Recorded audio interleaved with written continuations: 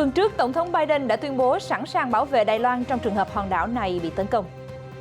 Mới đây, lãnh đạo Nhà Trắng trực tiếp bày tỏ lo ngại Trung Quốc có những hành động cưỡng bức và hung hăng gây bất ổn cho khu vực eo biển Đài Loan, bất chấp mối đe dọa từ Bắc Kinh đang lớn thêm từng ngày. Cùng lúc trả lời phỏng vấn của CNN, Đài Loan bày tỏ niềm tin rằng Mỹ sẽ bảo vệ hòn đảo nếu xảy ra chiến tranh.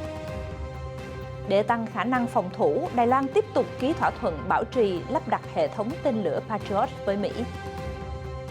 Trong một diễn biến liên quan, cựu quan chức Lầu Năm Góc nói Trung Quốc mà thắng được Đài Loan thì Nhật Bản sẽ là cái tên tiếp theo bị nuốt chửng. Tiếp tục cập nhật quan hệ căng thẳng giữa Úc và Trung Quốc, Canberra nói đại sứ Bắc Kinh không chào tạm biệt ai mà lẳng lặng về nước sau khi kết thúc nhiệm kỳ. Cùng lúc đó, Trung Quốc mỉa mai Úc tự bắn vào chân mình về vấn đề đầu tư.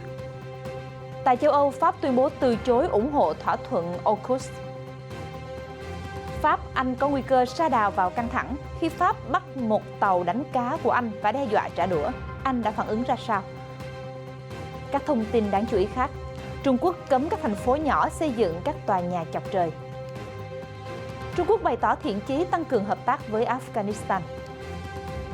Nhật Bản tiêu tốn 5 triệu đô la Mỹ bảo quản 83 triệu khẩu trang vải. Tất cả những diễn biến này sẽ được cập nhật ngay sau đây trong bản tin Thế giới hôm nay. Chào mừng quý vị cùng đến với bản tin FBNC Thế giới hôm nay. Thưa quý vị, có vẻ như cuộc khẩu chiến gay gắt giữa hai cường quốc kinh tế Mỹ và Trung Quốc vẫn chưa đến hồi kết thúc, khi mà mới đây tại hội nghị thượng đỉnh các nước Đông Á trực tuyến, Tổng thống Mỹ Joe Biden đã lên tiếng chỉ trích thái độ hung hăng của Trung Quốc đối với Đài Loan, cáo buộc Bắc Kinh đang đe dọa đến hòa bình và ổn định trong khu vực. Phát biểu tại cuộc họp thường niên của 18 quốc gia châu Á-Thái Bình Dương, Tổng thống Mỹ Joe Biden tiếp tục nhắc lại lập trường của Washington về vấn đề Đài Loan. Theo đó, Mỹ có cam kết rất vững chắc với hòa bình và tự do của hòn đảo. Nhận xét của ông Biden được đưa ra vào thời điểm Trung Quốc đã gia tăng đáng kể các mối đe dọa quân sự, kinh tế và chính trị đối với Đài Loan bên kia eo biển.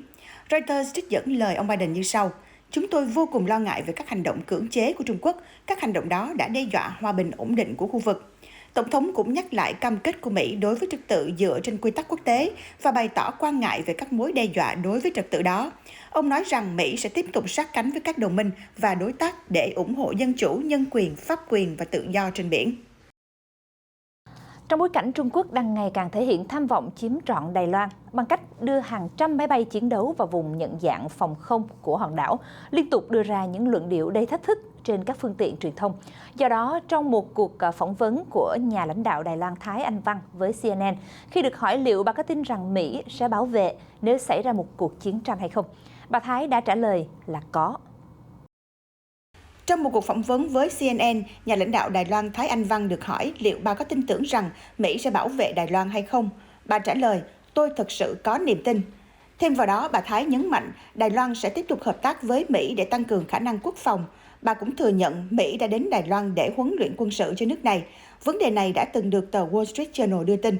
Bình luận của bà Thái được đưa ra sau khi cơ quan phòng vệ Đài Loan báo cáo rằng vào ngày 27 tháng 10, có thêm 3 máy bay quân sự Trung Quốc xâm nhập vào vùng nhận dạng phòng không của hòn đảo trong ngày thứ Tư liên tiếp, và đây là lần xâm nhập thứ 17 trong tháng 10.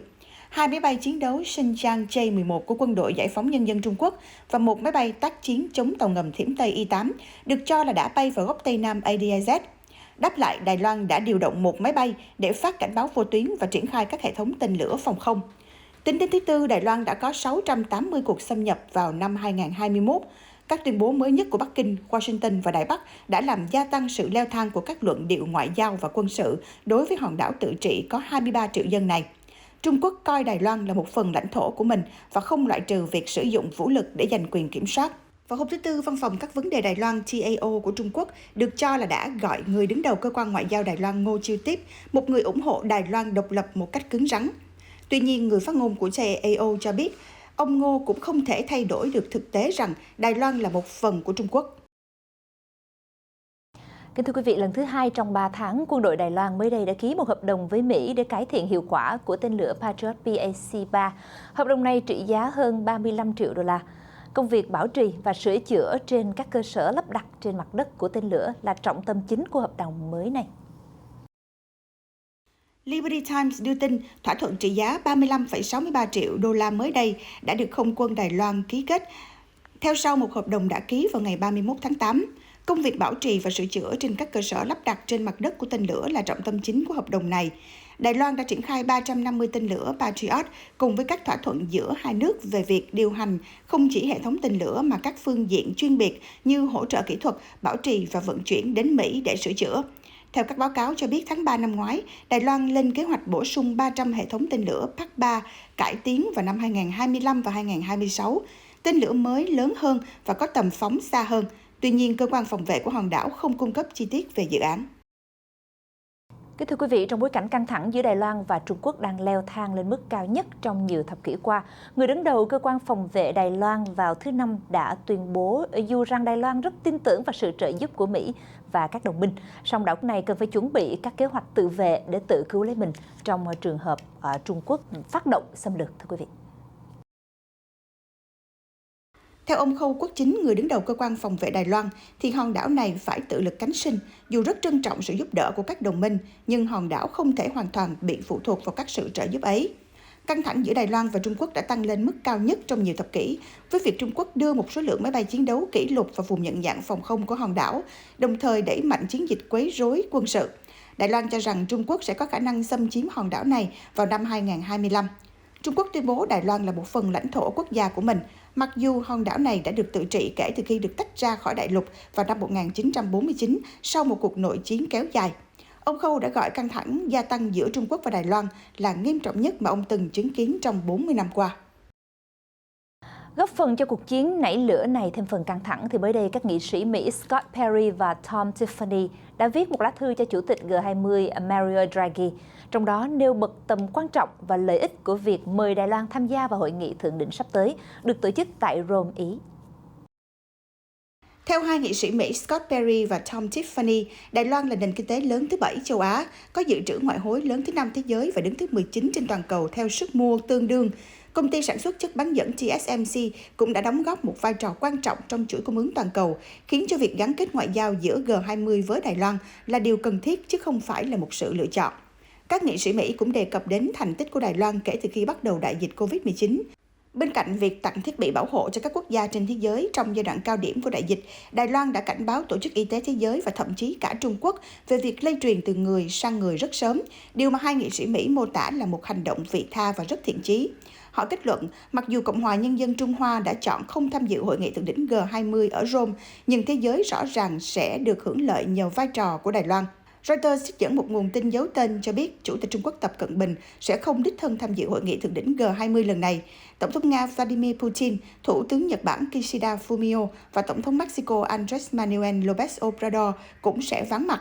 Nguồn tin cũng nói với Reuters rằng sự vắng mặt của các nhà lãnh đạo này sẽ không làm ảnh hưởng đến cơ hội đạt được tiến triển tốt đẹp tại hội nghị thượng đỉnh G20. Cựu quan chức Lầu Năm Góc Albridge Colby, đồng thời cũng là phó trợ lý Bộ trưởng Quốc phòng về chiến lược trong chính quyền cựu Tổng thống Donald Trump, mới đây cho biết trong một bài báo của The Wall Street Journal rằng ông Biden nói Trung Quốc đang thách thức Mỹ một cách nghiêm trọng về kinh tế, chính trị và công nghệ. Nhưng chỉ như vậy thôi là chưa đủ, mà Trung Quốc còn đang gửi tín hiệu rất rõ ràng rằng nước này muốn chiến tranh với Đài Loan. Ông Colby còn cảnh báo rằng Mỹ nên tìm cách ngăn chặn việc này xảy ra. Nếu để Trung Quốc chiếm được Đài Loan thì Nhật Bản sẽ là cái tên tiếp theo trong khu vực châu Á nằm trong danh sách bị dòm ngó của Bắc Kinh. Trong tác phẩm có tiêu đề Cuộc chiến vì Đài Loan có thể đến sớm được xuất bản trên tờ The Wall Street Journal, cựu quan chức Lầu Năm Góc Albridge Colby, đồng thời cũng là phó trợ lý Bộ trưởng Quốc phòng về chiến lược trong chính quyền cựu Tổng thống Donald Trump, mới đây cho biết ông Biden từng cảnh báo Trung Quốc đang thách thức Mỹ một cách nghiêm trọng về kinh tế, chính trị và công nghệ. Nhưng ngoài ra, Bắc Kinh còn đang đe dọa Đài Loan. Trừ khi Washington nhận ra mối đe dọa sắp xảy ra, nếu không thì Đài Loan có thể phải đối mặt với chiến tranh và thất bại. Ông Colby nói có 3 lý do tại sao Trung Quốc nên được Mỹ đặc biệt lưu ý. Thứ nhất, Bắc Kinh liên tục đưa ra những tuyên bố lặp đi lặp lại rằng họ sẵn sàng sử dụng vũ lực chống lại Đài Loan, và những cuộc tập trận quân sự nhắm vào hòn đảo và lực lượng quân sự Mỹ trong khu vực là những minh chứng rõ ràng nhất. Thứ hai, 25 năm Trung Quốc dành để hiện đại hóa quân đội đã tạo ra lực lượng hải quân lớn nhất thế giới, một lực lượng không quân tiên tiến, các hệ thống tên lửa và mạng lưới vệ tinh khổng lồ. Điều này cho thấy Trung Quốc không chỉ có tham vọng tấn công Đài Loan, mà hoàn toàn có thể có được khả năng làm được những gì đã tuyên bố. Nguyên nhân thứ ba gây lo ngại đó là Trung Quốc đã từng ẩn ý rằng thời gian cho một chiến dịch quân sự thành công sắp hết. Ông Konbai cho rằng Bắc Kinh có thể nghĩ rằng họ phải chiếm Đài Loan này trước khi phương Tây bơm các khoản đầu tư quân sự vào hòn đảo.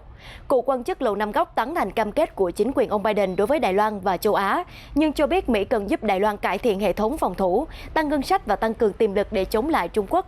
Ông cũng chỉ ra rằng nếu Đài Loan thất thủ, đồng minh thân cận Nhật Bản sẽ là quốc gia tiếp theo đối mặt với mối đe dọa từ Trung Quốc. Gây hấn với Mỹ thôi chưa đủ, Trung Quốc dường như đang muốn khoét sâu rạn nứt bằng cách thổi bùng ngọn lửa trong cuộc thương chiến Trung-Úc. Vừa qua thì khi được yêu cầu bình luận về việc đầu tư của Trung Quốc vào Úc giảm mạnh nhất trong vòng 6 năm qua, người phát ngôn Bộ Ngoại giao Trung Quốc Triệu Lập Kiên thẳng thừng cho rằng tất cả là do phía Úc tự đánh đổ động lực hợp tác thiết thực giữa hai quốc gia. Phát ngôn viên Bộ Ngoại giao Trung Quốc Triệu Lập Kiên mới đây cho biết rằng Úc phải chịu trách nhiệm về sự sụt giảm đầu tư của Trung Quốc. Khi được yêu cầu bình luận về các báo cáo rằng trong năm 2020, mức đầu tư của Trung Quốc và Úc giảm mạnh 61% xuống còn 780 triệu đô la Mỹ, con số thấp nhất trong 6 năm, ông Triệu nói rằng sự sụt giảm này hoàn toàn là lỗi của Úc. Tuy không nêu đích danh rằng lỗi này là của ai, nhưng ông Triệu cáo buộc rằng một số cá nhân ở Úc đang bêu xấu hợp tác kinh tế và thương mại bình thường giữa hai nước. Ông cho rằng những người này đã làm gián đoạn động lực, hợp tác thực tế và làm giảm lòng tin của các công ty Trung Quốc khi đầu tư vào Úc. Tuyên bố của phát ngôn viên Bộ Ngoại giao Trung Quốc được đưa ra cùng ngày Tổ chức Thương mại Thế giới WTO tuyên bố sẽ thành lập một hội đồng để xem xét việc Bắc Kinh áp thuế đối với rượu vang Úc, sau khi Canberra kêu gọi một cuộc điều tra quốc tế về nguồn gốc của virus SARS-CoV-2. Vào ngày 28 tháng 10, thì Bộ trưởng Ngoại giao Úc Marise Payne xác nhận đại sứ Trung Quốc tại Úc, ông Thành Cạnh Nghiệp kết thúc nhiệm kỳ tại nước này và trở về nước mà không chào từ biệt bà. Theo đó, lần gần nhất bà gặp ông Thành là cách đây một thời gian, trong khi văn phòng của bà tiếp nhà ngoại giao này một tuần trước khi ông về nước. Đại sứ Thành Cạnh Nghiệp làm đại sứ Trung Quốc tại Úc vào năm 2016. Năm 2020, ông là một trong những người đầu tiên nêu khả năng Canberra có thể bị Bắc Kinh trừng phạt về kinh tế do kêu gọi một cuộc điều tra quốc tế độc lập về nguồn gốc của dịch Covid-19. Sau đó, lời đe dọa đã trở thành hiện thực khi Trung Quốc áp đặt các lệnh trừng phạt thương mại đối với hơn 20 tỷ đô la Úc hàng hóa xuất khẩu của Úc, bao gồm thịt bò, lúa mạch, tôm hùm, than đá, đồng và gỗ. Đại sứ quán Trung Quốc sau đó cũng công bố một danh sách gồm 14 điều bất bình với Úc làm tổn hại quan hệ song phương, bao gồm lệnh cấm tập đoàn viễn thông Huawei của Trung Quốc tham gia vào mạng 5G của Úc, chấm dứt thỏa thuận vành đai và con đường giữa bang Victoria với Bắc Kinh và các tuyên bố ngoại giao phản đối hành vi của Trung Quốc ở Đài Loan, Hồng Kông và Tân Cương. Theo Bộ trưởng Ngoại giao Úc Marise Payne, sau khi kết thúc nhiệm kỳ, ông đã về nước mà không chào tạm biệt bà. Tại phiên điều trần trước Quốc hội, bà Marise Payne cũng xác nhận dù đã cố gắng nhưng bà đã không có cuộc nói chuyện nào với người đồng cấp Trung Quốc kể từ khi xảy ra đại dịch Covid-19. Tại châu Âu thì mới đây ông Christopher Penot, đặc phái viên Pháp về khu vực Ấn Độ-Thái Bình Dương, đã bày tỏ quan ngại rằng Paris sẽ không ủng hộ đối tác an ninh ba bên Úc, Anh và Mỹ, tức AUKUS. Đồng thời cảnh báo liên minh này có thể làm thêm leo thang căng thẳng trong khu vực vào thời điểm quan hệ Mỹ-Trung căng thẳng. Trả lời phỏng vấn hãng tin Kyodo đề cập việc AUKUS sẽ giúp Úc trang bị các tàu ngầm chạy bằng năng lượng hạt nhân, ông Christopher Penot, đặc phái viên Pháp về khu vực Ấn Độ-Thái Bình Dương nói, cách tiếp cận đó là không phù hợp với chúng tôi. Ông Penot bày tỏ hoài nghi về khuôn khổ ba bên, nhấn mạnh rằng vấn đề này sẽ buộc các nước trong khu vực lựa chọn giữa Trung Quốc và Mỹ và dẫn tới leo thang căng thẳng hơn là giải quyết vấn đề. Khi nói tới việc AUKUS có thể khiến các nước khác bắt đầu trang bị tàu ngầm hạt nhân riêng, ông Penot nhận định AUKUS cũng đặt ra những nghi vấn về tàu ngầm hạt nhân và chế độ không phổ biến hạt nhân quốc tế. Tuy nhiên, quan chức Pháp khẳng định nước này sẽ không yêu cầu Mỹ hủy AUKUS và với tầm ảnh hưởng gia tăng của Trung Quốc, chính quyền của Tổng thống Emmanuel Macron sẽ tìm cách tăng cường hơn nữa quan hệ với các quốc gia khác ở Ấn Độ Dương-Thái Bình Dương. Về việc khôi phục quan hệ với Mỹ, ông Penot sẽ cần thời gian để khôi phục mức độ tin cậy, đủ để tiếp tục hợp tác như chúng tôi từng làm trong quá khứ. Vào ngày 28 tháng 10, Bộ Hàng hải Pháp đã bắt giữ một tàu đánh cá bằng lưới và cảnh cáo một tàu khác của Anh khi đang hoạt động tại vùng biển ngoài khơi cảng Le Havre thuộc Pháp. Được biết, tàu đánh cá bị bắt đã được đưa về bến cảng của Pháp. Thuyền trưởng tàu cá này phải đối mặt với hình phạt pháp lý cũng như bị tịch thu toàn bộ số hải sản đánh bắt được. Vào ngày 28 tháng 10, cơ quan chức năng Pháp đã bắt giữ một tàu đánh cá bằng lưới và cảnh cáo một tàu khác của Anh vì hành vi phía Paris cáo buộc là đánh bắt cá tại khu vực không được phép. Trước đó, Bộ trưởng Brexit Anh, ông David Frost đã bày tỏ sự thất vọng đối với tuyên bố của Pháp về việc thực hiện các biện pháp trừng phạt liên quan vấn đề quyền đánh bắt cá hậu Brexit, trong đó ngăn cấm tàu, thuyền Anh đến các bến cảng của Pháp. Theo đó, Paris đã công bố một loạt biện pháp trừng phạt mà nước này có thể áp dụng từ ngày 2 tháng 11 tới nếu không đạt được tiến bộ trong tranh cãi với Anh về vấn đề quyền đánh cá sau khi London rời khỏi Liên minh châu Âu EU, hay còn gọi là Brexit. Kính thưa quý vị, mới đây, Tổng thống Nga Vladimir Putin đã yêu cầu tập đoàn Gazprom tăng khối lượng khí đốt cung cấp cho các kho chứa ở châu Âu. Quyết định này có thể sẽ góp phần giải quyết sự thiếu hụt khí đốt đang gây ra cuộc khủng hoảng năng lượng tại khu vực này. Trong cuộc họp với đại diện ngành dầu khí của Nga, Tổng thống Nga Vladimir Putin cho rằng trong điều kiện của nền kinh tế toàn cầu hiện đại, có tính đến quan hệ truyền thống chặt chẽ của Nga với các nước châu Âu, tình hình khủng hoảng năng lượng tại thị trường nước ngoài mang lại những rủi ro nhất định cho Nga. Do đó, ông đã chỉ thị cho chính phủ Nga xây dựng một loạt các biện pháp đặc biệt nhằm giảm thiểu những hậu quả tiêu cực đối với Nga từ sự thiếu hụt năng lượng ở châu Âu và sự mất ổn định của thị trường phân bón, các sản phẩm luyện kim và hệ quả là lương thực. Tình hình ở châu Âu cho thấy rõ tầm quan trọng của sự hợp tác ổn định, đáng tin cậy trong lĩnh vực năng lượng. Tại Trung Quốc, mới đây, Bộ Phát triển Thành thị, Nông thôn và Nhà ở đã quyết định hạn chế thành phố nhỏ xây các tòa nhà chọc trời. Mục đích là để ngăn chặn chính quyền địa phương bỏ quá nhiều tiền vào việc xây dựng các dự án quá tốn kém không cần thiết.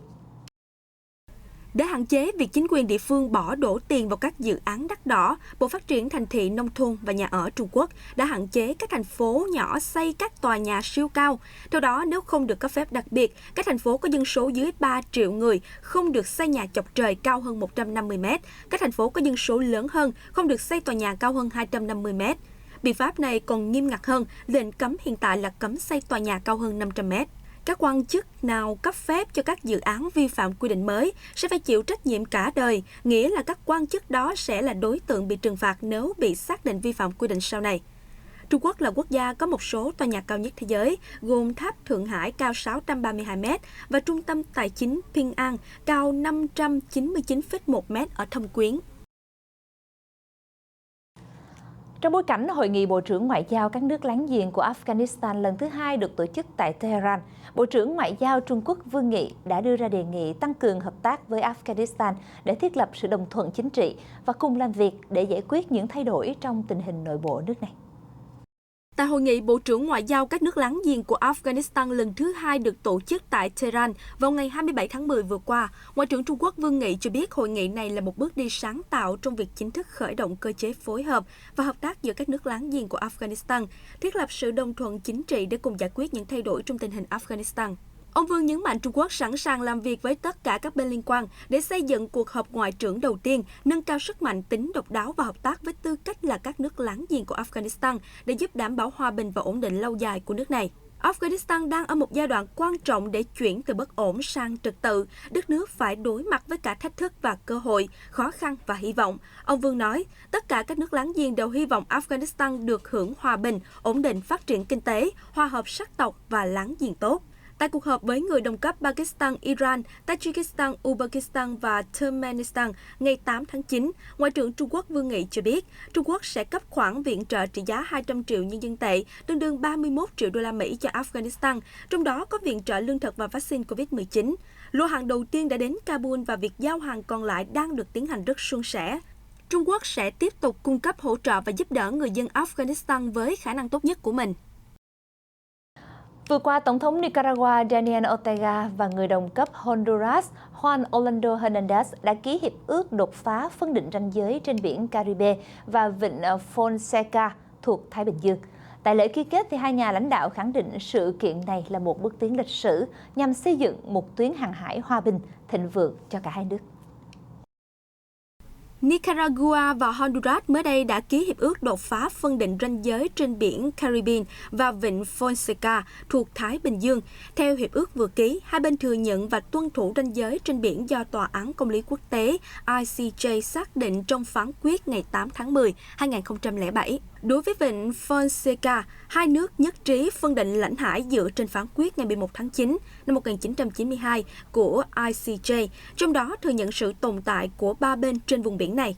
Đồng thời, hai bên cũng khẳng định tiếp tục công nhận vịnh Vossika và vùng nước bên trong cho đến đường đóng cửa vịnh là một vịnh lịch sử, cũng như công nhận quyền sử dụng và đi lại của các quốc gia ven biển. Bên cạnh đó, hai nước cũng kêu gọi chính phủ El Salvador tham gia vào nỗ lực này vì quốc gia này có nghĩa vụ phải đồng thuận thì mới có thể phân định. Hiệp định mới cần được Quốc hội Nicaragua và Honduras phê chuẩn và sẽ có hiệu lực vào ngày trao đổi các văn kiện phê chuẩn, cũng như sau khi đăng ký hợp lệ bên Ban Thư ký Liên Hiệp Quốc. Chuyển sang một thông tin về tình hình dịch Covid-19 ở Nga. Vào ngày thứ Năm 28 tháng 10, thì các đường phố tại thủ đô Moscow, Nga vẫn nhộn nhịp người qua đường và người mua cà phê mang về từ 8 giờ sáng. Dù cho nước này đã bước vào ngày đầu tiên của đợt phong tỏa một phần kéo dài 11 ngày, được Tổng thống Nga Vladimir Putin đưa ra để ngăn chặn sự lây lan của dịch Covid-19. Thủ đô Moscow của Nga đã áp dụng các biện pháp ngăn chặn nghiêm ngặt nhất kể từ tháng 6 năm 2020, trong bối cảnh hệ thống y tế đang gần như quá tải khi phải tiếp cận và chữa bệnh cho một số lượng kỷ lục bệnh nhân Covid-19 mỗi ngày. Hôm thứ Năm, thì quốc gia này báo cáo có 1.159 ca tử vong do Covid-19 trong 24 giờ qua, mức cao nhất từ trước đến nay của Nga. Lực lượng đặc nhiệm Covid-19 của nhà nước cũng ghi nhận thêm 40.096 ca nhiễm mới, 8.440, trong số đó là ở Moscow. Việc đóng cửa một phần, trong đó chỉ các cửa hàng thiết yếu như là hiệu thuốc và siêu thị mới được phép mở cửa, diễn ra trước khi có lệnh cho người lao động nghỉ việc một tuần trên toàn quốc kể từ ngày 30 tháng 10. Giống như Moscow, thì một số khu vực đã quyết định bắt đầu phong tỏa một phần của họ vào thứ Năm hoặc là sớm hơn trước khi có lệnh phong tỏa trên toàn quốc. Giới chức Nhật Bản mới đây cho biết nước này còn đang tồn khoảng 83 triệu khẩu trang vải được sản xuất dưới thời cựu Thủ tướng Abe và phải tiêu tốn hơn 5 triệu đô la Mỹ để bảo quản chúng. Phát biểu trong cuộc họp 27 tháng 10, Phó Chánh Văn phòng Nội các Nhật Bản Yoshihiko Ishozaki xác nhận số khẩu trang vải hiện đang tồn là khoảng 83 triệu chiếc, trị giá khoảng 100 triệu đô la Mỹ, với chi phí lưu kho từ tháng 8 2020 tới tháng 3 2021 là hơn 5 triệu đô la Mỹ. Trong số này, khoảng 1/3 được Nhật Bản mua để phát cho người dân dưới thời cựu Thủ tướng Abe trong giai đoạn nước này thiếu hụt khẩu trang. Song loại khẩu trang này được ít người lựa chọn sử dụng vì nhỏ. Việc phân phát sau đó cũng chậm lại khi nguồn cung khẩu trang y tế được phục hồi. Bên cạnh đó, thì khẩu trang vải còn gặp một số vấn đề khác về chất lượng như chất bẩn. Các phe đối lập trong nước cũng lên tiếng chỉ trích chiến lược khẩu trang vải này là lãng phí. Mặc dù vậy, ông Yoshihiko khẳng định chiến lược khẩu trang vải là phù hợp vào thời điểm đó. Đồng thời, vị quan chức này còn cho biết thêm, chính phủ Nhật Bản sẽ cân nhắc sử dụng khẩu trang còn tồn khi cần thiết. Mực nước của Parana, con sông dài thứ hai ở Nam Mỹ mới đây, đã giảm xuống mức thấp nhất trong vòng 70 năm qua. Đây thực sự là một hiện tượng nghiêm trọng, khiến các chuyên gia và nhà môi trường lo ngại phải nhanh chóng tìm lời giải đáp. Chạy dài gần 4.900 km qua các nước Brazil, Paraguay và Argentina, Parana là con sông dài thứ hai Nam Mỹ, liên kết với tầng ngậm nước Guarani, một trong những nguồn dự trữ nước ngọt ngầm lớn nhất thế giới. Con sông này cũng hợp lưu với nhiều sông ở Paraguay và Uruguay, tạo thành sông Rio de la Plata, rồi đổ ra Đại Tây Dương. Trên đường đi thì nó tách ra nhiều nhánh và tạo thành vùng đồng bằng sông Paraná ở Argentina, cung cấp phù sa cho hoạt động nông nghiệp. Thế nhưng theo chuyên gia khí hậu Eduardo Sierra, mực nước sông Paraná hiện đang ở mức thấp nhất kể từ năm 1944. Điều này đã tác động tiêu cực đến các hoạt động đi lại, vận tải biển, thương mại, sản xuất điện, đánh bắt cá cũng như là nguồn cung cấp nước uống và tưới tiêu của người dân trong khu vực, thậm chí còn làm bùng phát cháy rừng, phá hủy các hệ sinh thái đất ngập nước phong phú. Ông Sierra nhận định tình trạng khô hạn trên là do chu kỳ tự nhiên kéo dài của thời tiết, nhưng lại được bị nghiêm trọng hóa bởi biến đổi khí hậu. Giới chuyên gia cho biết sự nóng lên toàn cầu đang ở mức nguy hiểm, gần như vượt khỏi tầm kiểm soát và thế giới có thể sẽ phải đối mặt với những mối nguy tồi tệ hơn từ khí hậu trong nhiều thập kỷ tới. Kính thưa quý vị, 28 tháng 10, một trường đại học ở Scotland đã trao trả lại cho Nigeria một cổ vật bằng đồng nằm trong số hàng ngàn vật phẩm khác bị quân đội Anh lấy cắp. Cổ vật bằng đồng này từng thuộc về người đứng đầu của vương quốc Benin hùng mạnh một thời ở khu vực Nigeria ngày nay. Đây được đánh giá là một trong những di sản quan trọng nhất của châu Phi. Nó cùng hàng ngàn cổ vật khác bị quân đội Anh lấy và đưa đến châu Âu vào năm 1892 và được Đại học Aberdeen của Scotland mua lại trong một cuộc đấu giá năm 1957. Sau khi xem xét và đánh giá lại nguồn gốc cổ vật Benin gần đây, Đại học Aberdeen đã liên hệ với chính quyền Nigeria và đề nghị trao trả lại vật phẩm bị đánh cắp này. Như vậy, chỉ trong 2 ngày qua, đã có 3 cơ quan châu Âu trao trả lại các đồ tạo tác văn hóa cho quê hương châu Phi. Trong một thông báo mới đây, thì Đức cũng cho biết sẽ trả lại các đồ đồng Benin được trưng bày tại bảo tàng của nước này lại cho Nigeria vào năm tới.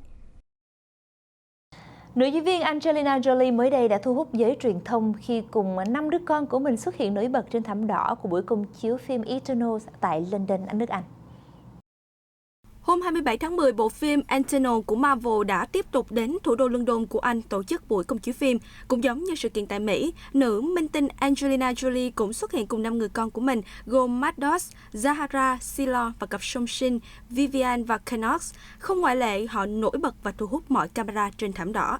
Eternals là bộ phim bom tấn mới nhất của Marvel do đạo diễn người Trung Quốc Chloe Zhao thực hiện, với kinh phí sản xuất lên tới 200 triệu đô la Mỹ. Trong phim thì Angelina Jolie hóa thân thành nhân vật Thena, một nữ chiến binh xinh đẹp mạnh mẽ sở hữu sức mạnh tối thượng. Ngoài nữ diễn viên Angelina Jolie, phim còn quy tụ nhiều ngôi sao Hollywood khác như là Richard Martin, Kit Harington và Gemma Chan. Eternals dự kiến công chiếu tại thị trường Mỹ từ ngày 5 tháng 11 tới đây. Kính thưa quý vị, sau kết quả thua 0-1 trước Rayo Vallecano, ban lãnh đạo câu lạc bộ Barcelona đã chính thức đưa ra quyết định sa thải huấn luyện viên người Hà Lan Ronald Koeman. Trong một thông báo được đăng trên trang chủ, thì câu lạc bộ Barcelona đã xác nhận thông tin chia tay với nhà cầm quân người Hà Lan của đội bóng Ronald Koeman. Thông báo nêu rõ chủ tịch Joan Laporta đã làm việc với Koeman, ông ấy sẽ tạm biệt các cầu thủ tại trung tâm Ciutat Esportiva. Quyết định trên được đưa ra sau khi Barcelona nhận thất bại 0-1 trước đội bóng tân binh Rayo Vallecano ở vòng 11 La Liga hồi hôm qua 28 tháng 10. Với trận thua sốc này, Barcelona vẫn dậm chân ở vị trí thứ 9 trên bảng xếp hạng với vỏn vẹn 15 điểm sau 10 trận. Theo nguồn tin, thì ban lãnh đạo Barcelona dự kiến bổ nhiệm Xavi Hernandez, cựu cầu thủ của đội bóng, thay thế ông Koeman ngồi vào ghế nóng tại Camp Nou. Chiến lược gia Ronald Koeman bắt đầu đảm nhiệm vị trí huấn luyện viên Barcelona từ tháng 8 2020 sau 67 trận dưới thời của ông. Đội bóng giành 39 trận thắng, 12 trận hòa và nhận 16 trận thua. Trong một năm cầm quân, thì huấn luyện viên Koeman đã giúp Barcelona chinh phục danh hiệu cúp nhà vua Tây Ban Nha. Và kính thưa quý vị, đến đây thì bản tin thế giới hôm nay trên kênh truyền hình FBNC cũng xin được khép lại. Thay mặt những người thực hiện chương trình, Phi Yến xin được cảm ơn quý vị đã quan tâm theo dõi. Xin được kính chào và hẹn gặp lại quý vị trong những bản tin tiếp theo.